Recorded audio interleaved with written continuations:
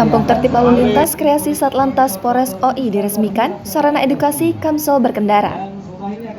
Setelah menyelesaikan pembangunan selama 5 bulan, Kampung Tertib Lalu Lintas di Indralaya Ogan Ilir diresmikan.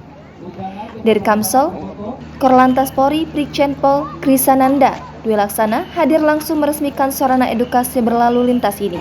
Krisnanda menyampaikan kampung tertib ini bertujuan menumbuhkan kesadaran berlalu lintas dari rumah sendiri. Ya, Tribuners itu tadi. Sesuai namanya, kampung tertib lalu lintas ditata dengan fasilitas seperti pos lantas, taman lalu lintas, ada juga posko pelayanan. Kemudian di sepanjang jalan 150 meter di lingkungan Kelurahan Indralaya Indah itu dilengkapi rambu, marka jalan, jalur khusus sepeda, dan trotoar.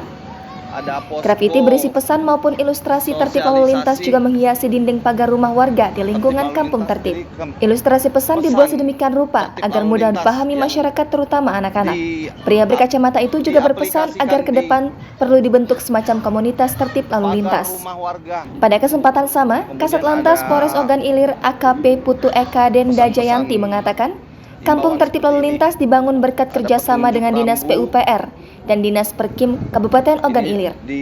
Untuk ke depan, masyarakatlah yang menjadi operator kampung tertib lalu lintas ini.